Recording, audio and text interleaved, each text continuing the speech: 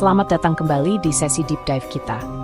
Kali ini kita mau bahas sesuatu yang mungkin jadi tantangan buat Anda. Milih ikan yang pas kalau harus jaga kolesterol tinggi sekaligus asam urat. Kadang rasanya kayak serba salah ya. Nah, kami sudah pelajari beberapa laporan ahli dan tujuannya ya buat bantu Anda memilah mana ikan yang aman dan bermanfaat buat kedua kondisi ini. Oke, mari kita mulai bedah ya. Iya, betul. Dilemanya itu nyata banget. Penting buat paham dua hal dasar dulu nih. Pertama soal purin.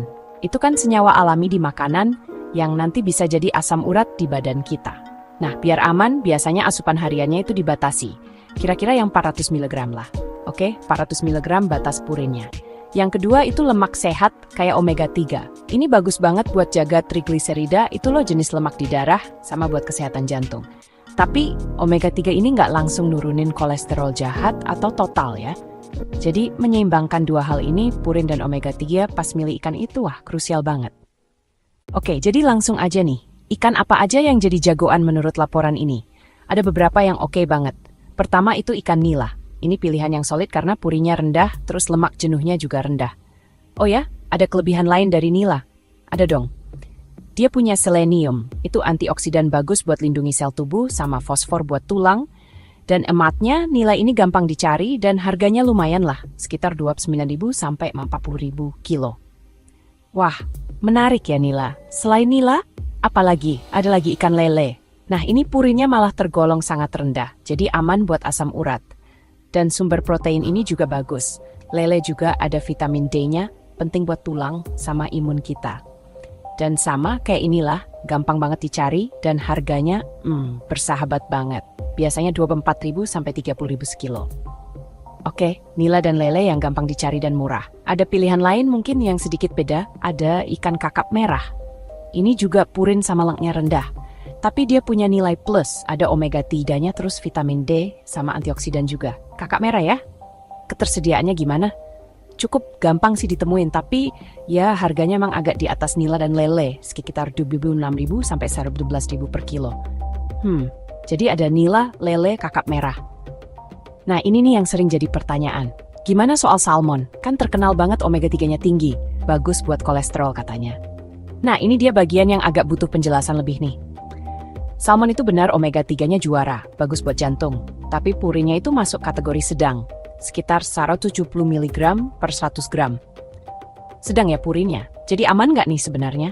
Uniknya gini, ada studi yang nunjukin kalau konsumsi salmon secara rutin itu malah bisa nurunin risiko serangan asam urat. Bisa sampai 33%. Loh, kok bisa? Bukannya purinnya sedang?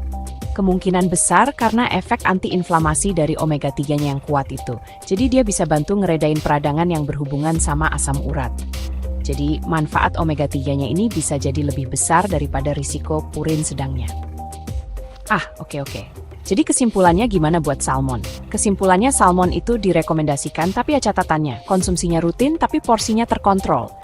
Jangan tiap hari juga, mungkin beberapa kali seminggu cukup. Harganya yaitu lumayan tinggi, mulai dari per kilo. Oke, jadi salmon bisa asal porsinya diatur ya. Sip, sekarang kebalikannya nih. Ikan apa yang justru harus kita hindari banget atau dibatasi ketat? Nah kalau soal ini laporannya cukup jelas. Ikan teri, apalagi yang kering, itu purinnya super tinggi. Bisa lebih dari 1.100 mg per 100 gram. Jauh banget dari batas harian 400 mg tadi. Wah, 1.000 lebih? Oke, teri jelas dihindari ya. Ada lagi, sarden juga lumayan tinggi, sekitar 210 mg per 100 gram. Jadi teri dan sarden ini risikonya tinggi buat memicu serangan asam urat. Sebaiknya dihindari saja.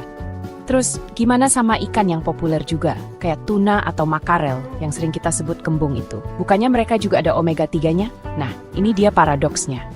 Anda benar, tuna dan makarel itu kaya omega 3. Tapi sayangnya purinnya juga tinggi. Tuna itu sekitar 257 mg per 100 gram, makarel sekitar 145 mg. Jadi meskipun ada omega 3, tetap nggak disarankan ya. Ya, dalam kasus ini resiko dari purin tingginya itu dianggap lebih besar daripada manfaat omega 3 yang sebetulnya bisa Anda dapat dari ikan lain yang lebih aman, kayak nila atau kakap merah tadi. Jadi ya, sarannya hindari atau batasi banget konsumsinya. Oke, paham. Jadi jenis ikannya penting, tapi tadi disinggung juga soal cara masak, itu ngaruh banget ya. Banget, cara masak itu krusial. Hindari deh goreng-goreng pakai minyak banyak. Ya, itu nambah lemak jahat, nambah kalori, terus bisa ngerusak omega 3-nya juga, sayang kan? Jadi cara masak terbaik apa dong? Pilihan paling bagus itu ya dikukus, direbus, kayak bikin sup ikan gitu, atau dipanggang, dibakar. Cara-cara ini bantu jaga nutrisi ikannya, termasuk omega 3 dan gak nambah lemak aneh-aneh. Bayangin aja sup ikan nila bening, segar, atau perah kukus pakai jahe, salmon panggang, sama sayuran. Enak dan sehat kan? Ya juga ya. Dan saya perhatiin nih, pilihan terbaik kayak nila sama lele itu malah yang paling gampang didapat dan harganya paling oke di kantongnya. Ini kabar baik banget. Betul sekali. Itu poin penting. Ini nunjukin kalau makan sehat buat ngatur dua kondisi ini tuh nggak harus mahal kok. Justru yang mudah dijangkau ini bisa jadi andalan. Oke, jadi kalau dirangkum nih poin penting buat Anda bawa pulang dari deep dive kita hari ini apa aja? Utamain nila, lele, sama kakap berah ya. Salmon boleh, tapi porsinya dijaga. Terus hindari teri dan sarden. Batasi banget tuna sama makarel karena purinnya. Dan satu lagi, cara masak penting. Pilih kukus, rebus, atau panggang. Tepat sekali. Itu rangkuman yang bagus. Panduan ini kan berdasarkan data dan laporan yang kuat, tapi perlu diingat juga. Badan tiap orang itu unik. Responsnya bisa beda-beda. Jadi selalu paling baik itu ya diskusi lagi sama dokter atau ahli gizi Anda. Biar dapat rekomendasi yang paling pas buat kondisi spesifik Anda, termasuk soal jenis ikan dan porsinya. Setuju banget? Nah, sebagai penutup nih, ada satu hal buat Anda pikirkan. Mengingat betapa rumitnya ya menyeimbangkan pilihan ikan buat kolesterol dan asam urat ini, coba deh renungkan sejenak. Ada nggak ya area lain dalam pola makan harian Anda, selain ikan nih, yang mungkin juga butuh penyesuaian serupa, butuh pertimbangan khusus? Demi mendukung kesehatan Anda secara menyeluruh, itu jadi bahan pemikiran ya.